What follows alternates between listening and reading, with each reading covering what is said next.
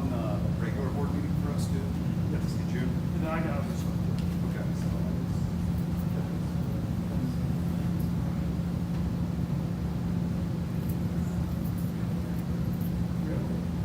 If you haven't already, please sign in the sheet at the door. Might miss someone.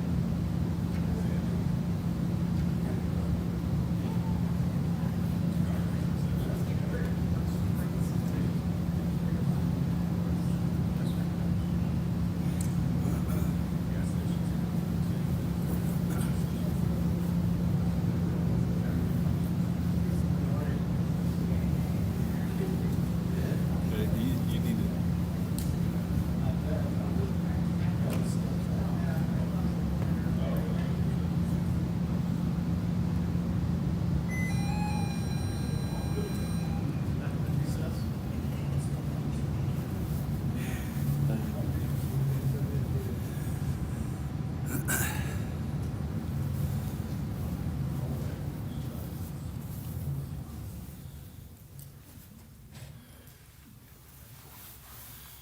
We're good here when you're ready. I know when you're ready. It's all Thank good. you. Thank you. Congratulations. I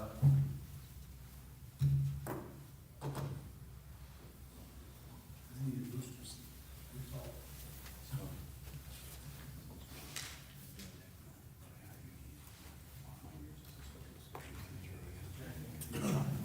Huh? No, but I know how to work. I know. Well, we got a whiteboard over there. Yeah.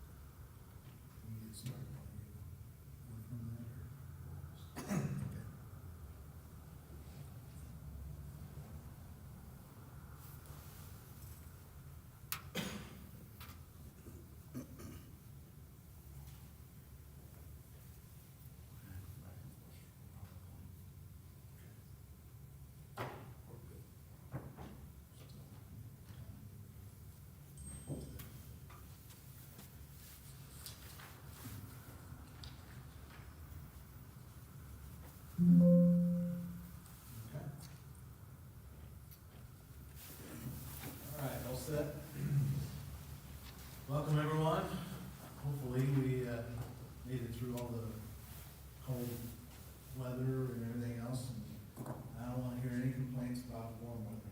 At least not today. Let's start off with approval of minutes from the May sixth, 2016. Everybody get a chance to take a look at it.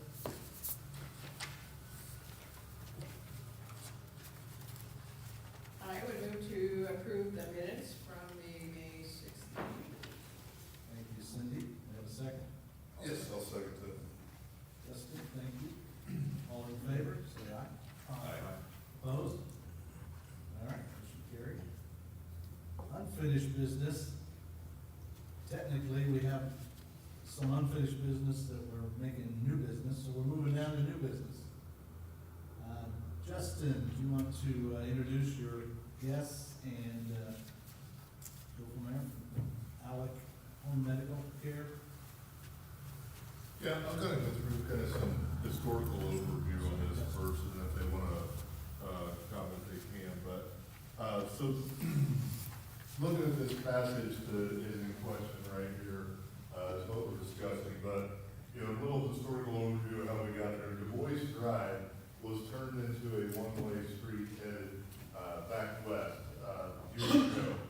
That was in fact due to, once this Parker Street interchange was put in, it made it almost impossible to access, US 30 to get out there. So, city officials doing homework, was working with NDOT. Spring Hill Road up at the top was not a controlled intersection at the time. It was still just a interact at your own risk. So working with NDOT, was able to put a controlled traffic signal there, to allow people that were leaving one of these businesses or neighborhood, back line, if they were going east or west, an easier way to access, a much safer way to access, US 30 to travel.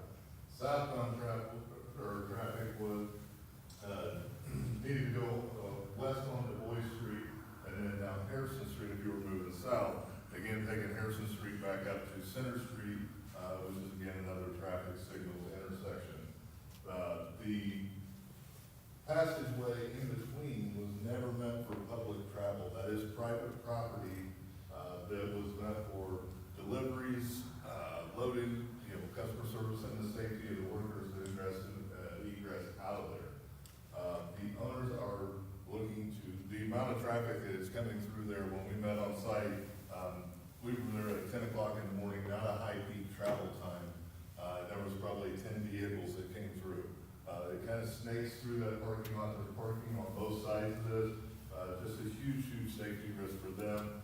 So they are electing to close that on their property. So that will no longer be open, shortly, probably next week that will be closed most likely. So that is what we're doing here.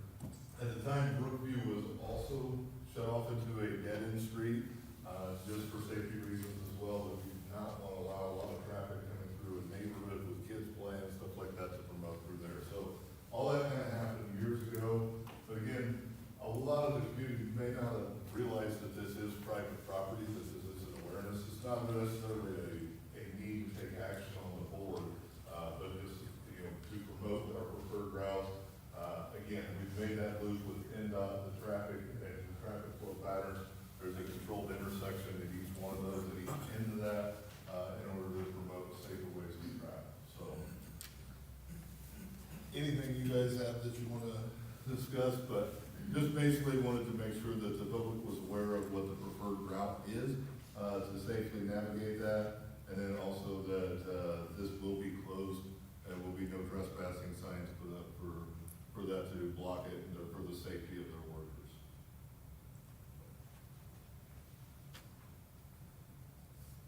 Any questions or anything? Thank you for the explanation, Justin, appreciate it. And, Dustin, how is it gonna be blocked? Is it gonna be? So, Right now, it's gonna be either posts or boulders across there. If that can stop, if that stops it, then we won't put a lift gate up, because we're afraid that people will just go through the lift gate, and it'll be a constant repair. So it'll be big boulders going across, probably 10 feet in, so that if somebody tries to drive that way, they can easily back out and go back out the right route. Will there be any signage, especially on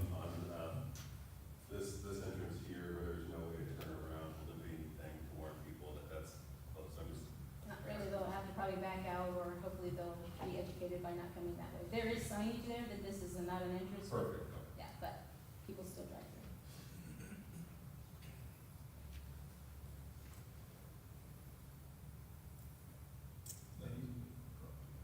Oh, yeah, that's a different property.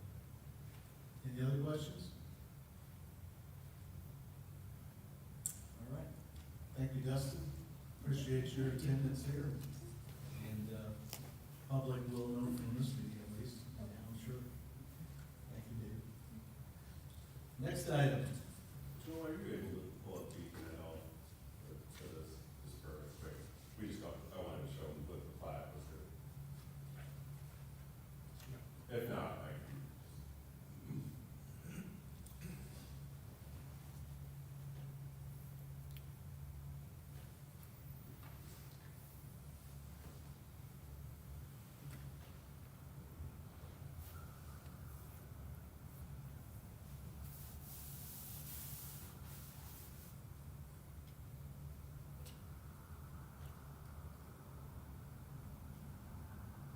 How many cars do you think were going through there? At one time when we had a pillbox, there was over 250 in less than 4 hours. So, I would add to that, especially during the peak periods, those cars trying to come out on Parker Street, you would have issue with people trying to force their way out on Parker with heavy traffic. You'd also have people back traffic up, trying to be nice, letting people come through and causing that issue as well. yeah, school time's a big problem because the buses need to get kids off and people are not patient.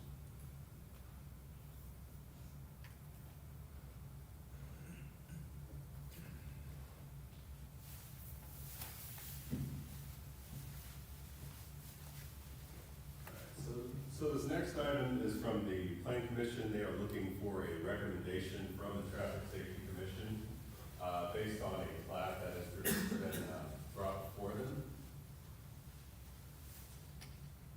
And the plat is for the North Point Cinema. So as you can see, there are currently 3 lots, for the cinema. They are looking to reconfigure these lots, and they have to add some easements and different things, so that's why, they had to go through the platting process, otherwise they could kind of reconfigure those as long as it conformed with our ordinance, through deeds.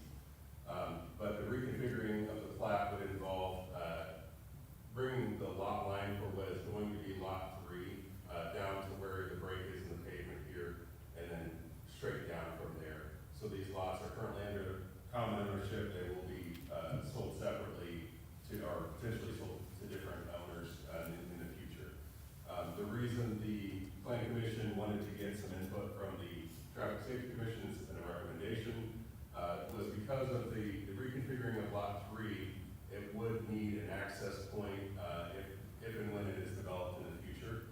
We don't know what that is going to be, yet, so it's kind of hard to, anticipate how much traffic that might create. But the Planning Commission did want to be cautious, especially considering these are relatively busy roads, and just see if there was any input, that the commission might have for the Planning Commission to, approve this subdivision. So if you go back to the slides there, I'll let them do some of the overview of, they put together 3 different options. And I will highlight there's probably a 4th option or a 5th option that the Traffic Safety Commission could consider. But these are the 3 preferred options right now. There was some discussion, and I would like the Traffic Safety Commission to weigh in on a potential cut down here on Mariners, just if it's something that you guys would consider recommending or not. But I'll let the petitioner go over the 3 options here. And if you guys have any questions for them or myself, we'll be happy to answer those questions, so. That's one. Please, introduce yourselves if you will, please. Alex Reed, Bradley Company, listing agent for the owner seller. And I'm Josh Vasquez, I'm the operations manager of the center itself.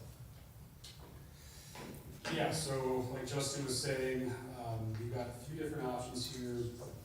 For that lot 3, ideally getting some sort of access from Husky Trail. So we've looked at 3 ways to do that. The option 1 there would be directly into lot 3.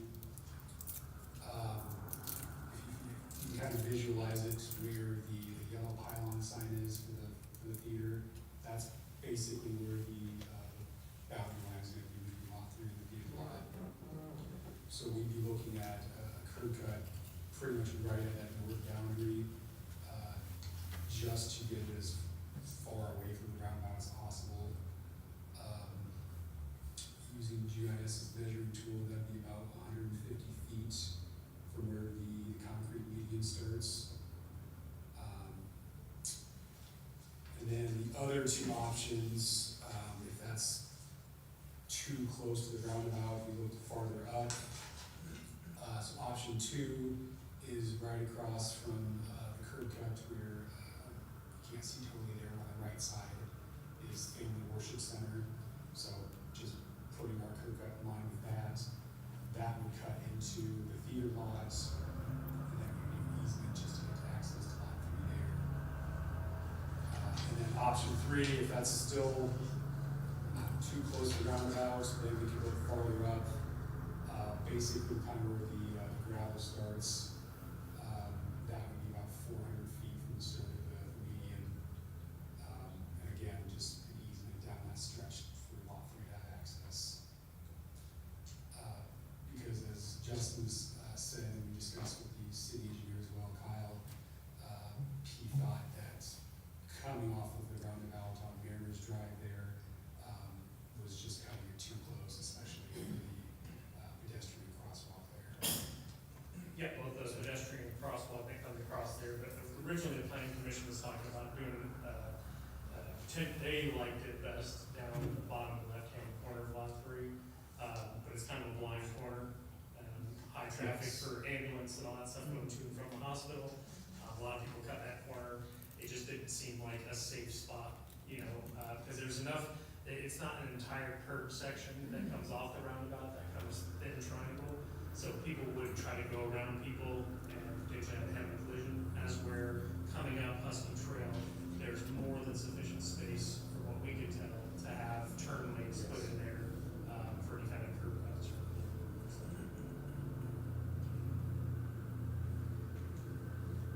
So knowing that, those properties are in play, does that create any issues if you're moving at the 230 or the 400 feet?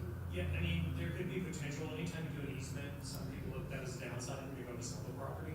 But like I said, without knowing what's gonna go in there, potential new owner of the cinema is gonna have potentially first rights to those pieces of property, but it's probably not immediately gonna happen. So, to not hold up any potential sales, we just wanna make sure that there are a couple good options for access to that lot.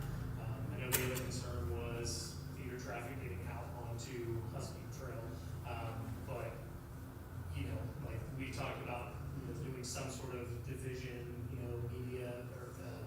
median or planters or something for them to, kind of separate things off, but again, we don't know what's gonna be in lot 3, we just wanna make sure curb cut's gonna be, an option for that side of things. Right, we just want to keep lot 3 viable to sell to somebody in the future for development.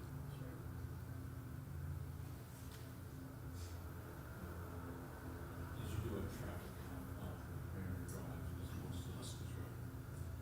I believe they pulled some traffic data in a small meeting we had, but I'm not sure, what the traffic counts for on that by chance. We don't have numbers for Mariners Drive, but Husky Trail is 7.5 to 11,000 a day, or average daily trips, depending on where you measure. Closer to the intersection with 30, that's where you get the 11,000. As you get up by the theater, it's about 7,500 average. The big thing when we were looking at like where we had originally, for the option 1, what we think is the best option of doing it just south of our sign, is pretty much based on the fact that our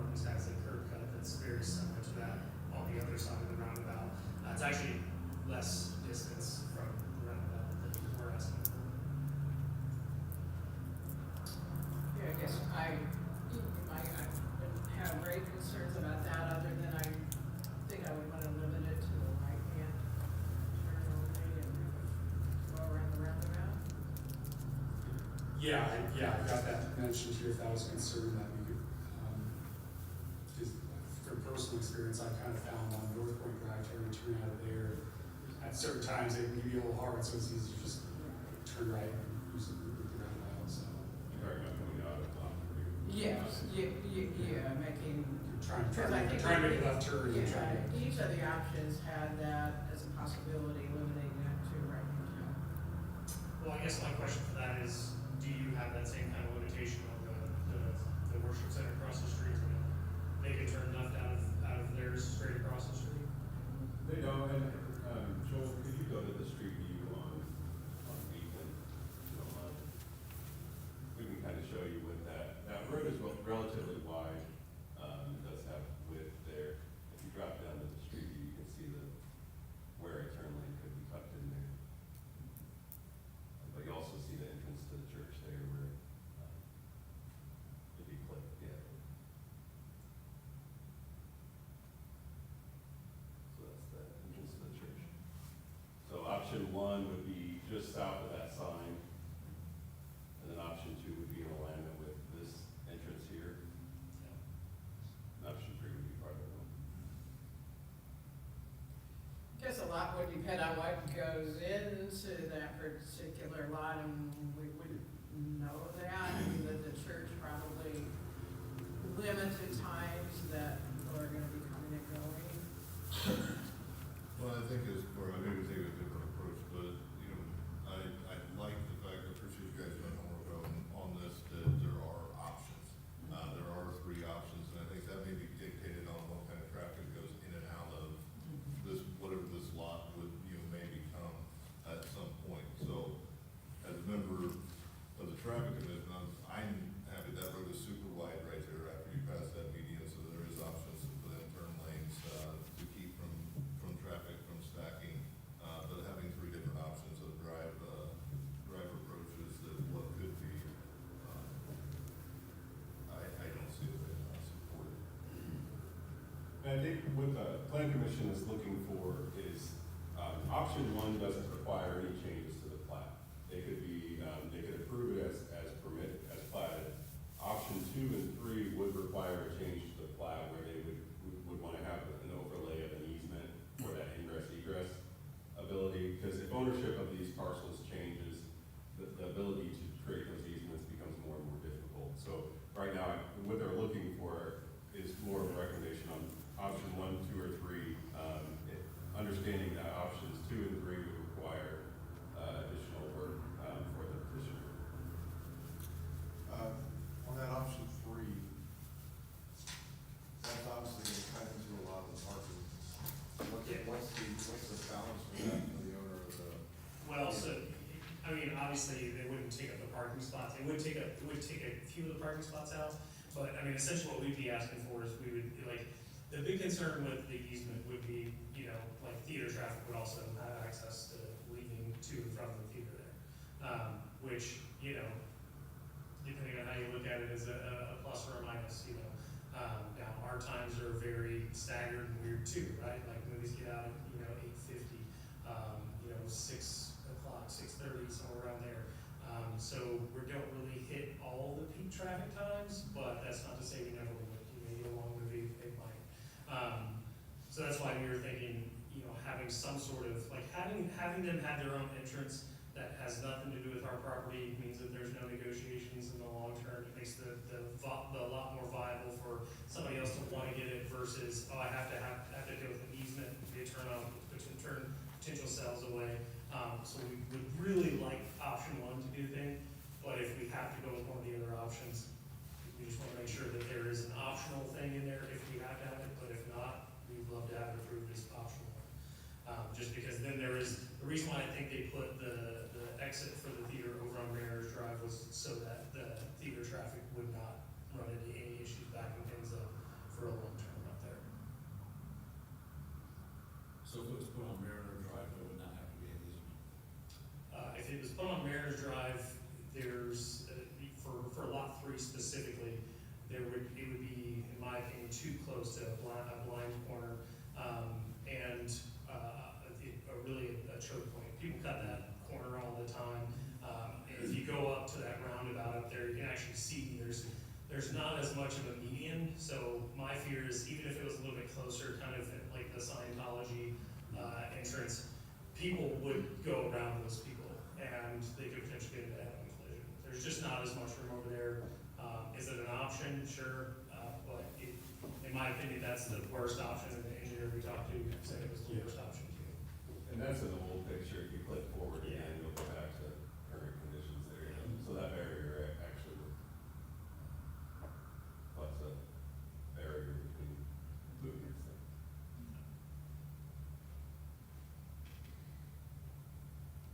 But if option one was a viable thing and we just did the option to turn right, I think that a potential buyer would see that as like a mild inconvenience versus having to have, dealing with the easement through somebody else's property.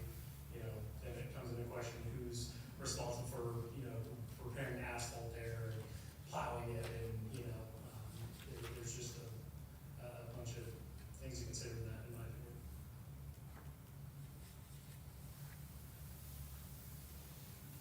The other positives on, there's good line of vision through there. Traffic typically is moving pretty slow. So those are two benefits to. Doesn't affect school pickup either. School pickup goes around back behind all that, so, we talk a lot about that stuff with the planning commission. Their big concern was why can't we do it on Mariners Drive? And it's space, there's a lot more space on Husky Trail, to do it in a manner where people are gonna have the highest visibility and the highest safety. There's no obstructions along there, the poles are back off the lot, you got plenty of vision up and down that road. And I do want to make sure we try to mention as much from that meeting as we can, just to give some context, but, there was discussion in the planning commission meeting about having it over here.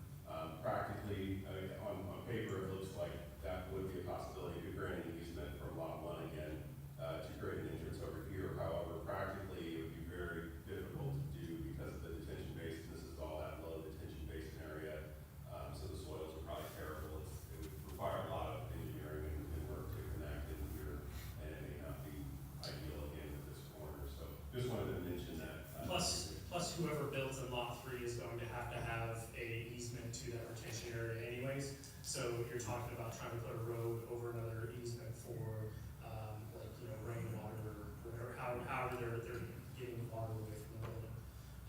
It all would go through that area. It's kind of a non-local space, but it is technically going, that kind of small little, rectangle is going to be part of it. That is technically they call it a drainage expansion easement, so that is already an easement there, that whole stretch.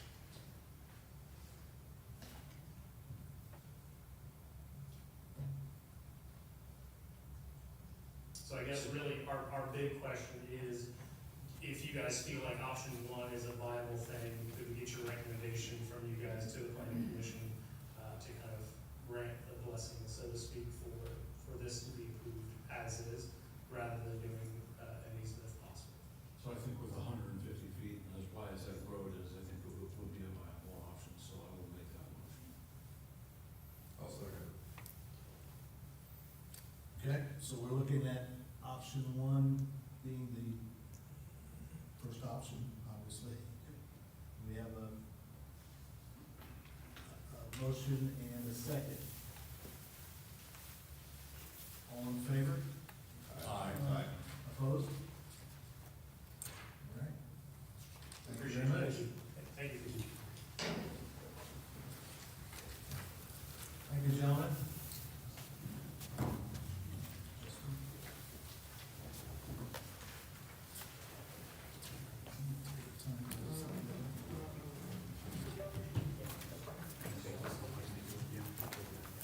Dr. Hofford, thank you for bringing your entourage and your support.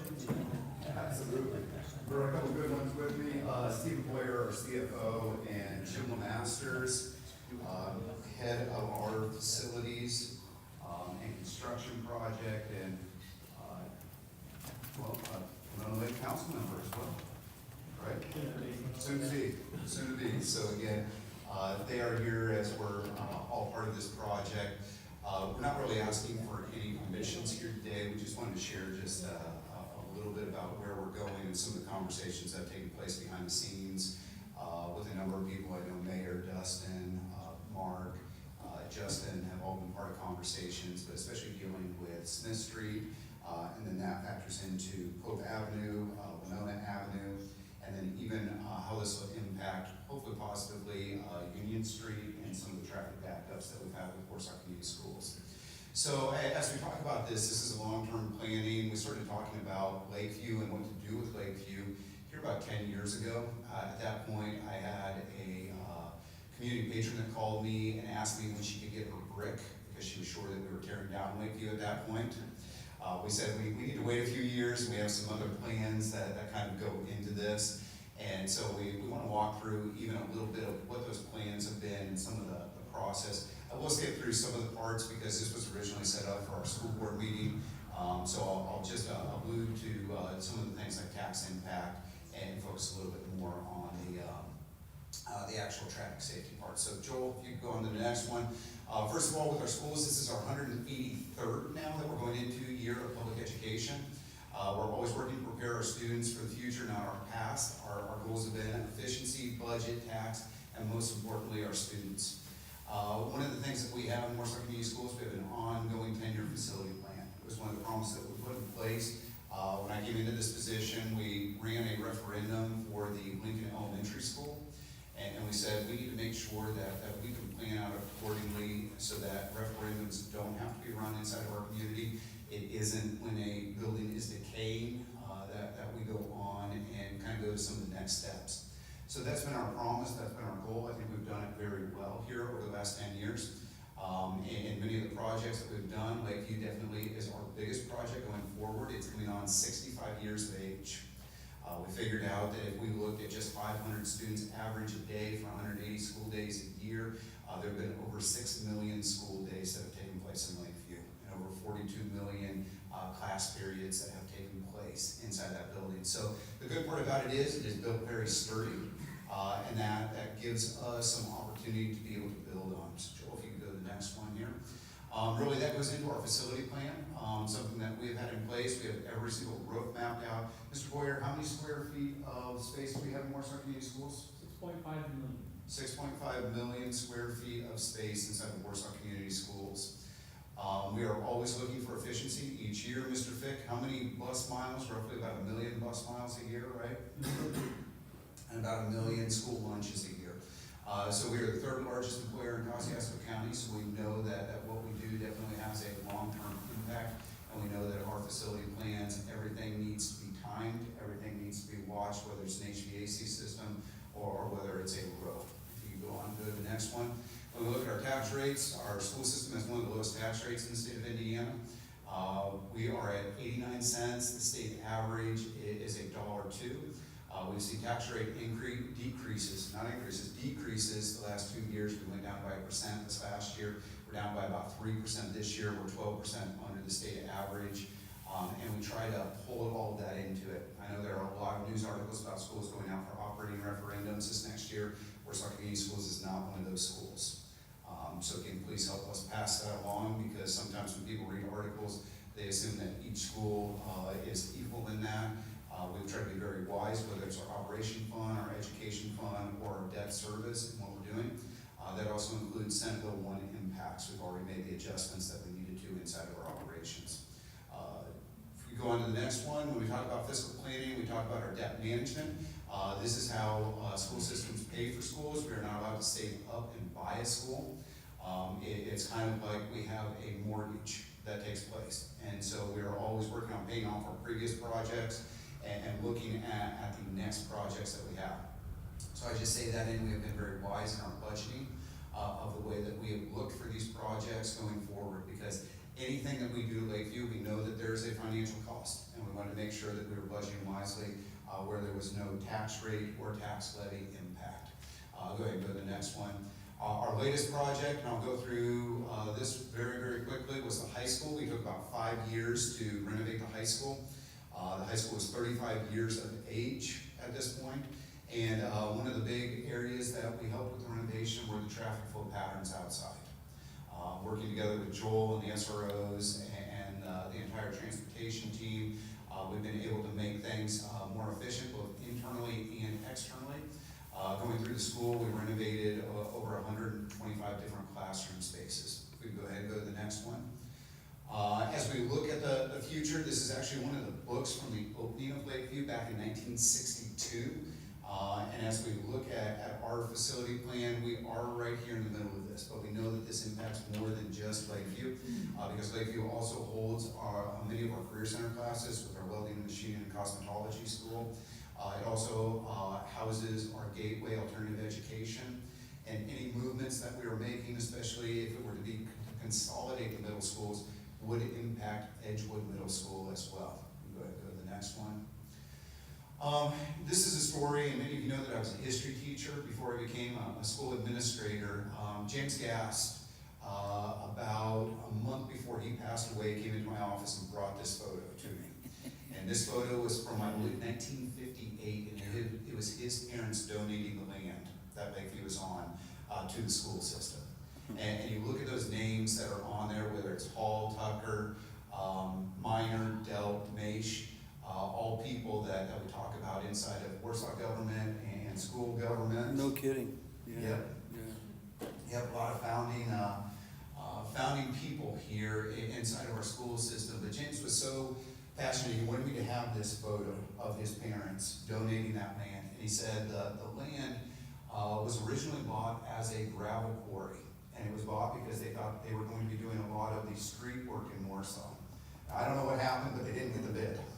Okay, they didn't get the bid, and when they didn't get the bid, they wanted to find something useful to do with that land. And so they came together and they said, we want the new high school to be on that land. And so they donated that land to the school board, and that's the picture of them donating the land. James's mother's name was Geneva, and we all know that Geneva Lane is back there. It was named after her. He said that his mom was mad to her dying day that she had a street named after her. She never wanted a street named after her. But I think he wanted to share some of these stories before he passed away of what that Lakeview property meant to the city, what it meant to him, what it meant to their family. He also told me, he said he had done some of the original core samples back in the late 1950s on that land. And he goes, you might want to come check yourself, but when I did the core samples, you have great land that is right around where your school is at. A lot of marshland off to the side in different areas, but where the school is at and the surrounding area is really strong land, and that's the reason why they bought it as a gravel quarry. And we can definitely see that with how well that school has stood up. It's made with a lot of materials that just frankly, schools can't afford today. Terrazzo floors, large cinder block walls, so a lot of stability that goes into it, that even though that school is 65 years of age, there's still really good life left in that school. We go to the next one. So the current reality of Lakeview. Lakeview was built incredibly solid, and that's a plus. We know that there are infrastructure needs because ADA compliance, roofing, HVAC, a lot of those areas look very different. Over the last 3 years, we have done a lot of intensive evaluation of that property because we know that not only does it impact what's going on at the school, but it also impacts Winona Avenue, Smith Street, and the community around it. We were able to see what happened when we renovated Lincoln, what happened to the neighborhood over there. And a lot of that is combining with the city and with organizations and committees such as traffic safety to look at what that next generation looks like. For some of our Winona Avenue, and we've met with a number of our Winona Avenue friends here over the recent months because we wanted to share some of the plans that we had going forward for the school and get some of their insights. They're very excited about what this could bring to their business community and their home community. In many ways, I apologize to them, and it's the sins of the forefathers, and it's definitely unintentional. When the high school moved from that property, it changed the dynamics of the businesses that were over there. Where you used to have the Flagpole and B&K and Gamby's Pizza and a number of other organizations and businesses because of open lunch shifts and ball games coming in and out, that changed very quickly. And sometimes that means that the infrastructure is a little different, whether that's sidewalks, whether that's crosswalks. But moving forward, how does that all intersect with each other and impact each area? So go to the next one. A little bit of Edgewood background. Edgewood was built as the second middle school. you know, when Lakeview became, it was the main middle school, but it became the second middle school in 1992, when the high school moved to the campus that it is on today. Edgewood was built as an open concept school. It still has a lot of life left in it. And one of the positives and negatives is it was built as an open concept school, so that's a school without any walls. So when we did renovations, we put walls in, but it's still not the idea of cinder block walls, so it can be transformed and refigured very quickly. So it was renovated in 2016. If we can go to the next one. So here are the options that have been looked at when we look at Lakeview. One is to build a new Lakeview. Do we build someplace north of town? Number two is renovate the current Lakeview and keep it as the second middle school. Or do we look at a combination of middle schools, Edgewood and Lakeview? If we go to the next one. We wanted to understand a lot of like schools, and that includes traffic flow patterns that come in and out of it. So we've done many visits, whether that was to Plainfield Middle School, that was an old high school that was turned into a middle school down in that area, very similar demographics to the Warsaw community. LaPorte Middle School, they took an old school and added a second section to it. LaPorte would tell you that one of their downfalls was their traffic flow patterns, that they didn't think through some of those completely. Goshen Intermediate School and Plymouth Junior Senior High, which is Lincoln Junior Senior High over there, which was a new school. So we've taken a number of different groups of community members, teachers, school administrators, down to Plainfield and down to these other areas to get a deeper view of what some of the impacts. That would include Jim, Jason, and Stephen to take a look at what some of those other impacts we would have. So if we could go to the next one. As we look at contextual factors, and that goes into many of our decisions, we understand that birth rates, and it's not just Kosciuszko County, it's statewide, are down by 25%. We do have steady enrollment projections over the next 10 years. There is potential definitely with Slate and other industry coming into town, but yet even with the new industry, we are predicted to stay very steady in our enrollment. Our high water mark was about 7,000. Over the last 10 years, we're down by about 6% of our students. Many of our neighbors are down much more drastically than that. I know Whitco is down by, I believe it was about 28%. Tippy Valley, I think, was down by 12%, and Wawasee was down just a little bit under 20%. So we feel like a lot of that has to do with the vitality here of our local community. People are moving in, that even though while birth rates are down, we're able to plug in a lot of those places due to our industry. We also realized that as we ask our parents what they want to see more of, they think our greatest strength as a school system is choice and being able to provide options like dual language immersion, STEM education, Leader in Me, the many career center pathways that we have. And then when we ask them what you would like to see more of, they said even more choice, okay? And sometimes we understand that there is a limit, but there are some ways of being able to provide things, especially at the middle school, through some of these options, along with creating greater efficiency even when it comes to operational dollars and things like transportation dollars. So we know that this is a community initiative. We know that this is not just a Warsaw Community Schools initiative as we make some of these plans. Any plans that we are making here over the next few months actually have a 5 to 7 year lifespan on them. And that's for a couple different reasons. One, academically, we have to have school functioning for the kids. So there is no chance that we can shut down one middle school and only run with one in the current structure that it is. That's probably the most important. Second of all is the financial aspect. We want to make sure that we are doing things without an increase of taxes. And so again, sometimes that means timing things out, and that happens over a more of an extended period, much like what we did over with the high school with 5 years.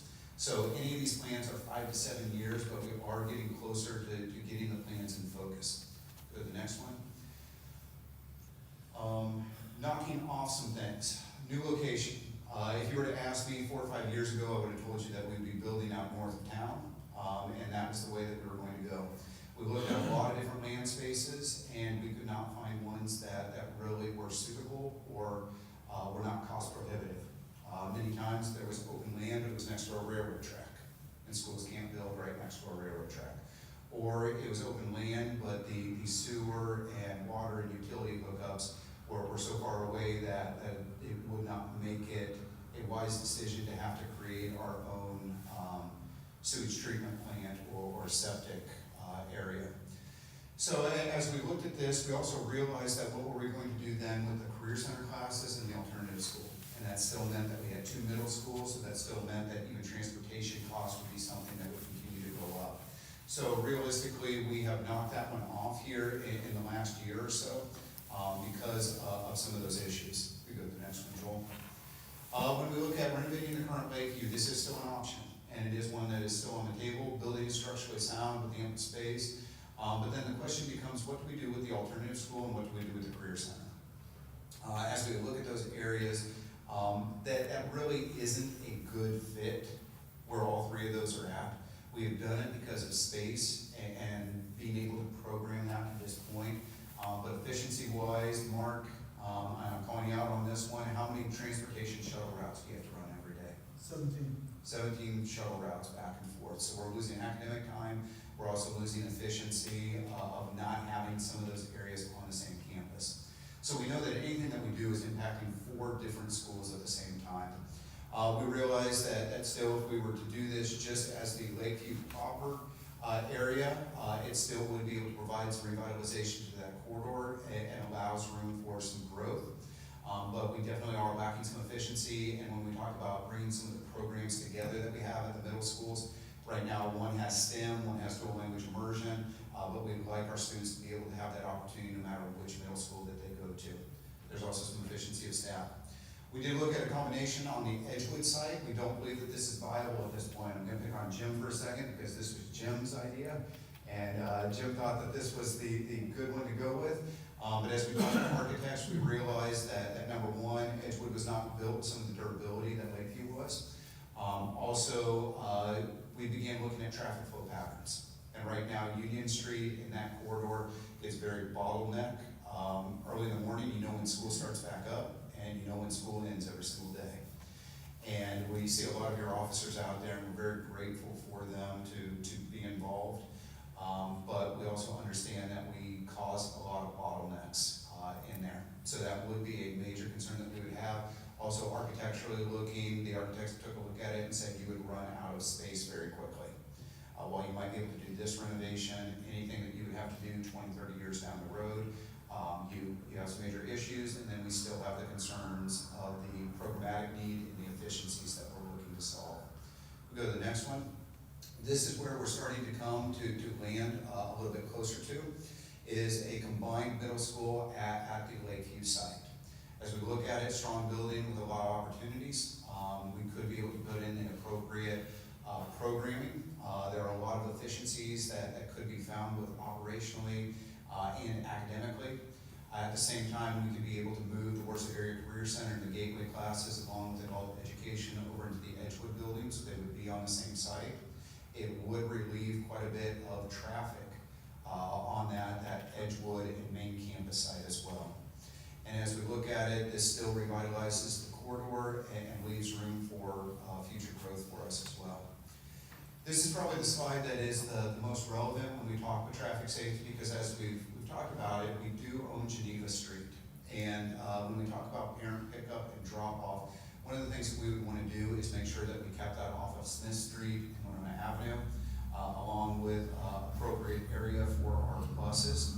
With owning Geneva Street, and I would guess, Jim, do you know how long Geneva Street is all the way down there? I keep guessing a half mile. Something like that.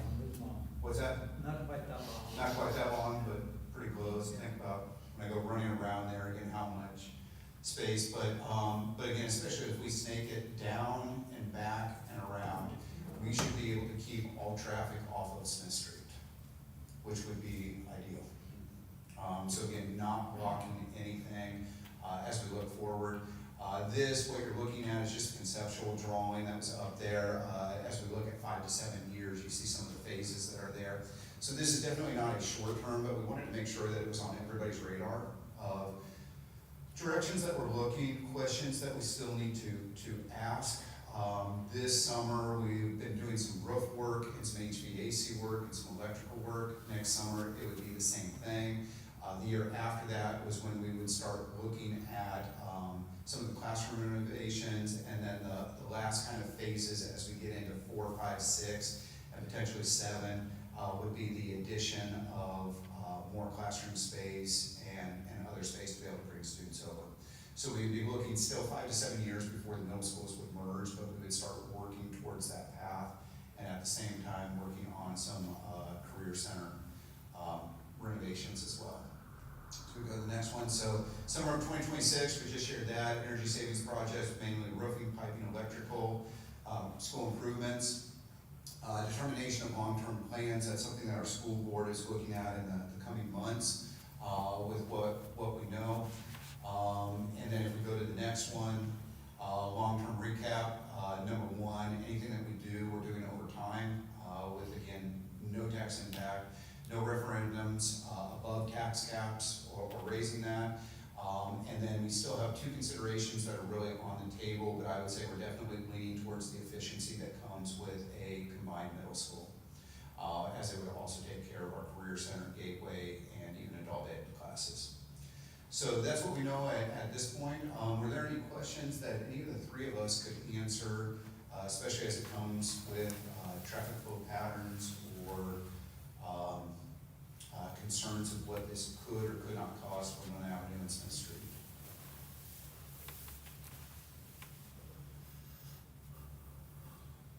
Just one thing real quick, Dr. Albert, just traffic flow patterns on that, do buses, and Mark, you may be able to answer, buses, when they leave Lakeview currently, what is their route to exit? Yeah, Mark, could you share that because you know the names of the streets? Out the back of Geneva, when it goes back around, and then out Smith, and they either go, it's usually one bus goes left, one goes right, it goes up to Winona, turns, it's like a constant, alternation of what they're doing.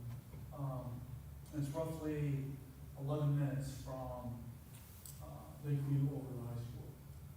And then there's a cut, it's basically fend for yourself, to get there how they can. But it's big, you can sit out at Lakeview and parent pickup lines are huge, and so it's a good, it's a jockey of where they're going, which way they're gonna go.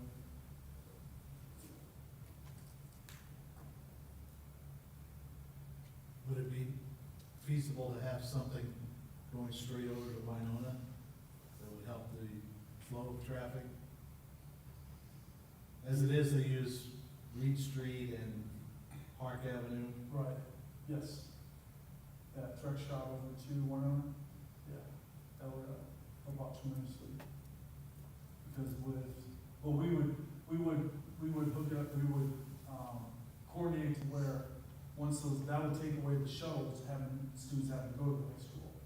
So we would be able to work it to where, once they left Lakeview, once it's all done, then they just go home from there, instead of going from Lakeview over to the high school, consolidating all 3,200 students there at the high school, and then moving on from there.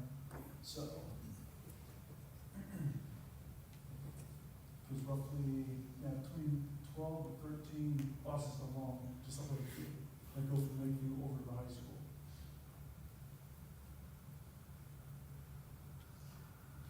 Jim, Stephen, was there anything that I missed or anything?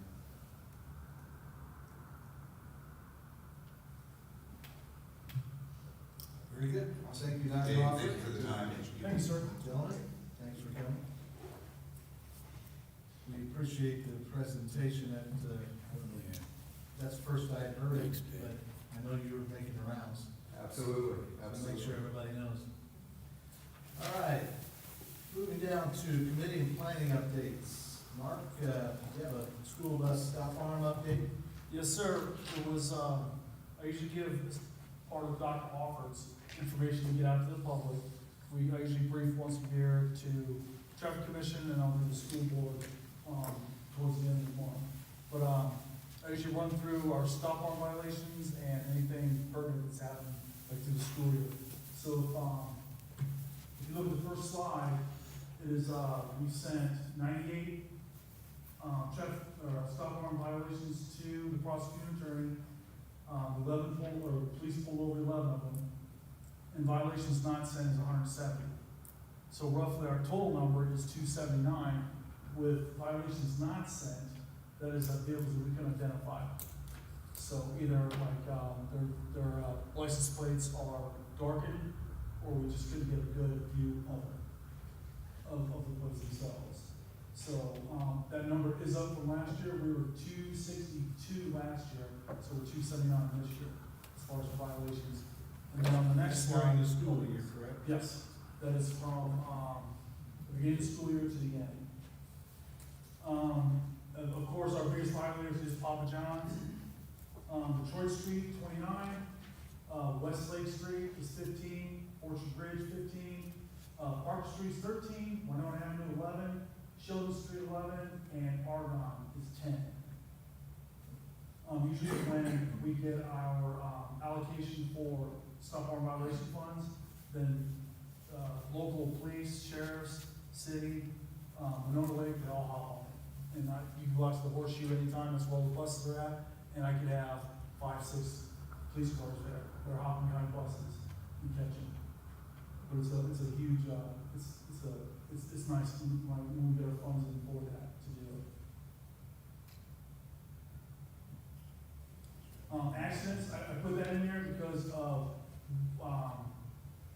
when we do have an accident with a bus, it's either a bus gets hit by another car, or a bus takes out a stop sign, or a bus, too much swing going around on a stop sign, or property damage. So I like to put that in there just so, one of my CFO asked for it, so he got it. he called me up one day, like, how many accidents we had this year? And it's like, I'll tell you. But, no, it's either, majority of it's not driver's error. It's usually the public not paying attention to what the bus is doing, or they're just, they just neglect to see them. So, but, that also counts like, we had an incident last year on 30, where a bus got T-boned.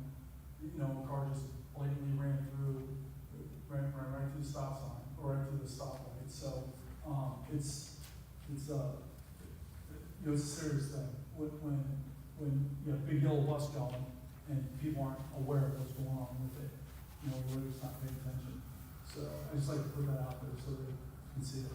So I want to point out, your drivers went 1 million miles, and you had 17 crashes. Roughly, yeah, That's not too bad. no, it's not bad at all.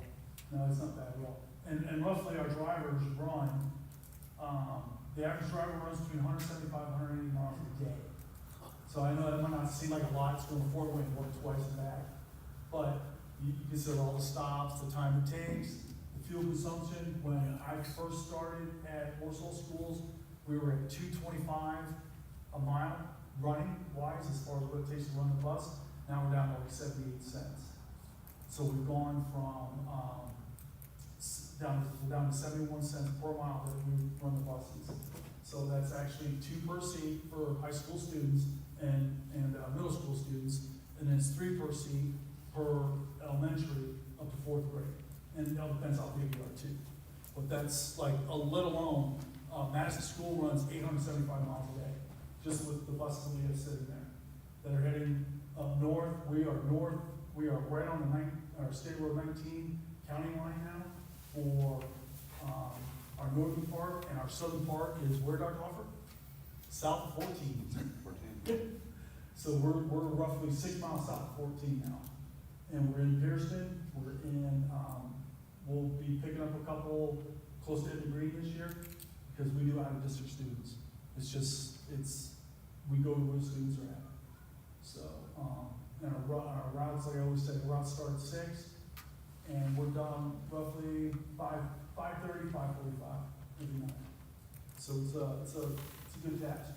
But I started here at 68 routes, and we're down to 49, as far as just with consolidating routes and making them run efficiently. When you look at babies on buses, last year we were at 17, so this year we've only caught 4. And when I say catch, it's usually other students that are telling other students, hey, they're vaping on the bus, wherever, and we're big on it, and we push it hard, because it's just combined area where they live, with all the students on the buses and stuff. So we're big on that, as far as just taking care of it. And, is that the last one? I'm pretty sure. Roughly with outer activities, like sporting events, you know, we're running some sundown and into the night. Some buses get home at 11 o'clock at night.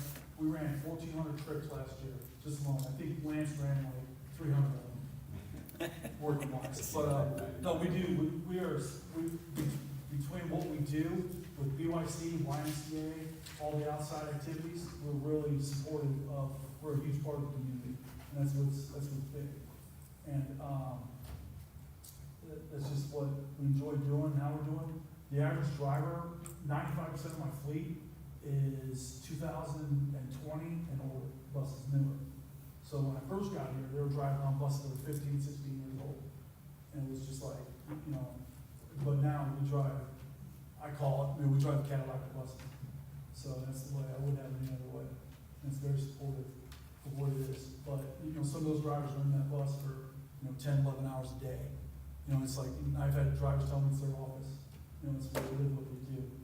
But I have a whole breakdown of the streets and everything where I broke down even more of what's going on.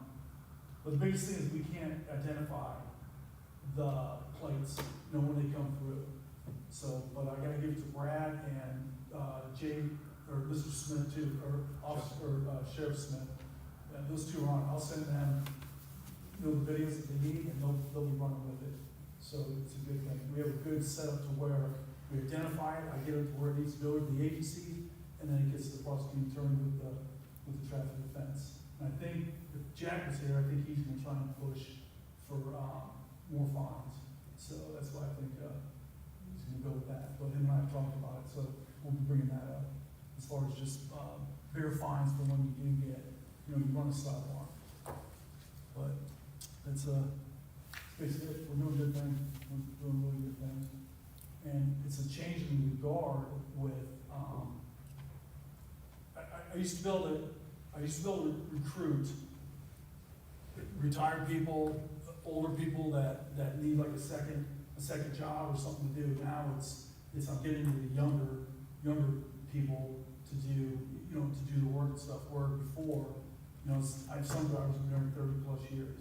Now they're coming on their tail end of what to do, but I'm not able to make up for it, as far as hiring people and stuff. So it's just a bump in the road. There are times where retired people come back for a day or two. Oh, yeah. Fill in, Yep. once they keep their license. Oh, yeah. So they work and, they still want to do it and stuff. So it's a good occupation. Just to do it, you get your freedom, but everything you need. You have new, people training right now? Yes, I have 4, I'm down 7 routes, and I have 4 training right now. So it's just a matter of just adjusting the buses, where they're going, what they're doing, all that stuff. So it's a good, I've been worse. But nope. All right. I got a couple things, if I may. Mark? So, we're talking about the video. There are 3 videos that I get sent. So there's a forward-facing video, there's a video that faces out the side to the back that shows the stop sign, that swings out. Stop arm. And then there's one on the interior that shows that there are kids on the bus. The front-facing video, is there, and I know everything's finances, is there talk, or is there the ability, or like looking down the road of, I don't know if those can be updated? Those are really, it seems like everyone I get, that's a rougher view. And the reason why I ask that is, the way that law is written, it allows us, if we can't identify who the driver is, it allows us to write it to the registered owner. Okay, that's the way that law is written. It's also, for me, putting my name to the citation, that's a difficult position to be in. Case in point, I'm going to court tomorrow morning for an owner of a vehicle. And I feel like she probably could have pushed this harder, but she couldn't get 2 individuals to say whether they were the one that was driving that truck at that particular time. Wow. So I told her, I'm like, well, I don't really have any other option than to write it to you as the registered owner. So she wasn't happy with that, but she accepted it, and we're gonna go to court over it tomorrow morning. If there's an update to those, it may make it a little bit more easy to identify drivers I just don't know if that's something that has ever come up, if somebody's talked about.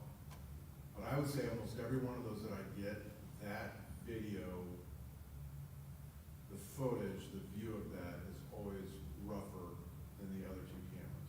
So I don't know how that plays into the system. If I can make an analogy, it's almost as if someone was taking, when I get that video sent to me, it's almost as if somebody was doing it off of a phone. Okay. That's how rough it looks. So I just say that to kind of put out there, if there's something to look toward in the future, of trying to maybe make that side video is usually pretty good. Right, and I can blow up, on my end, I can blow up the video, so if you start running into that, we can blow it up and we can also angle it left and right or move it. Okay. So that gives, but when I send it to you, you just get the one caption. The basic, okay. The basic stuff, but if you let me know, we've had students that say, oh, I'm not paying on the bus, but once we blow it up on our end, it's like, yeah, you got it, brother, you're on it. So, but the principals and even you can't see that, where I can blow it up on our end ourselves. And plus, we always have our inside cameras, like we have 7 inside cameras on the buses. So when I send it to Brad, on our end, when the car's going through, like Joel, you know, I've always ran into that, the arm has to be out for that car to stop. It can't be in the motion of going out, or it can't be in between the buses when it's going out. So that's why I always send you an inside video. It's not necessarily kids, it's just so you can see, yeah, she blew by it, it's another way to do it. But yeah, I can start, I'll see what I can do with IT to get you to where, maybe giving you the same access that I do to blow it up, because that's how, when I send to you, there's no doubt that they went through it. Yeah. So, but I didn't know that, so I'll work on it. Okay. I'll make sure you get what you need. The second thing I wanted to bring up, and I'll be honest, I'm embarrassed that I didn't think you could bring this up before. But when we talk about, so the way this works is, Operation Pullover Monies allows us to have the officers go out and do what Mark's talking about, where he looks and there's 4 or 5 officers sitting there waiting for all the buses, right? Is there a way for us to identify quickly to officers that are working those details, which buses are the Papa John's bus, the Detroit Street bus, the West Lake Street bus? Because it's never a waste to do what we're doing. Right. But if we can prioritize those officers to those where we're getting, obviously, massive amounts of violations, priority-wise, those guys should be the ones following those buses first. Right. Is there a way to get like, and I don't know, is it always the same bus number that's gonna be running that route? No, like, it might be for maintenance, or it might be Yeah. something else. But usually when the police officers show up, I usually direct them, hey, follow, 52, follow this, follow that.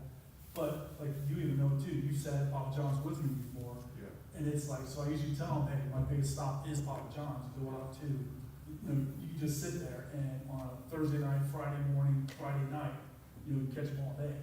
So. And I think there was a time, one of the last times I did it, I initially followed a bus, I ended up at Lakeview, they were doing the shuttle, so then I think I got out and I grabbed some bus Yes. drivers that were right there and said, hey, which is a good one to follow, and they're all kind of like, eh. Right. You know, Yeah. so if there was a better way for us to have something that we could get back to those that run the Operation Pullover through our respective departments, and they know guys are gonna work that detail, they could say, hey, prioritize these buses. Obviously, if it's at the high school, they can make contact with you. Right. Sometimes guys come into that late too, and so Yes. then they're just going out and they're trying to find a bus. Yeah, exactly. It's either the patrolman coming off shift, or they're going off shift. That's how I get them in the mornings. And a lot of them will pull right behind a bus and just follow around. And that's my thing, if we can get us to a point where we prioritize. Right, because I kicked out. And take it number 1, number 2, number 3. Right, and maybe it's something you can kick out too, Jules. I'll send you a link for my geotab. Yeah, Check on my we have buses. We do have that. Yeah, okay. We use it. Because we kick that out to the patrolmen so they can, get to where if we have an accident or something, they can see what bus is at and what's going on.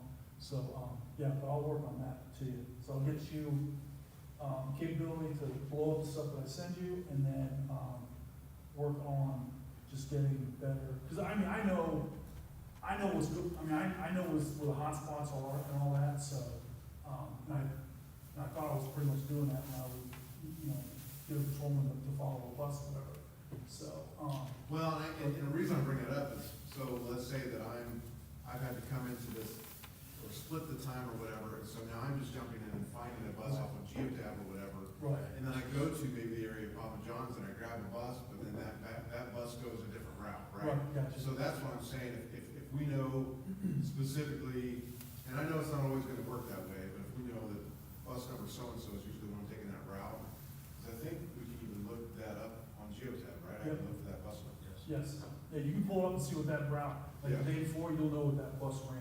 But we'll get you guys together Yeah. on that, and Yeah. I think we can take care of that. Yeah. All right, let's move on to other matters that might come before the board. Got, some celebration coming up for 250th year. Dustin, you wanna tell us what's going on there? Yes, there is a parade on June sixth at 10 a.m. is the beginning time. Joel's got the map up here. So they were gonna line up, just west of the street department out there on West Center Street. So that'll be right there off of Fred Bowers Parkway, Little League Drive, and there's an open parking lot in front of the salt barn and stuff. So we're gonna be lining up there. But the main thing is, the route is gonna go West Center Street across downtown, and then going to be crossing State Road 15 and the railroad tracks. We are expecting this to, or the committee is communicating with the city that this is going to be a very large parade. So, just wanna make sure that the residents are aware that parking downtown is going to be closed off around 7 a.m. on Center Street to allow for patrons to gather for the parade as it goes by. Parade won't begin until 10. Those parking stalls will open up after the parade concludes or leaves the area. But there is also going to be the State Road 15, the railroad tracks kind of window that's going to slow things down. So if people are traveling through the community right there at 10 a.m., they want to make sure they take alternate routes if they're not. Hopefully they're just coming down to be a part of the event and to see it. But we did want to make everybody kind of aware that that could be a bottleneck there. What they're going to do. So. Any questions? Any other matters might come before the board? I do have one thing. On Sunday at 2:00, Sacred Heart's going to be doing a Corpus Christi procession up Lindbergh to Sheridan to Maple and then back onto Clark. So we'll have a couple hundred people making that walk on Sunday at 2:00.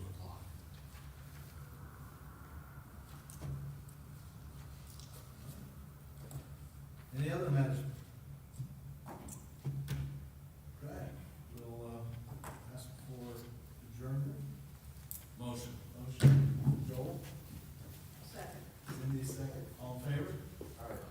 Yes.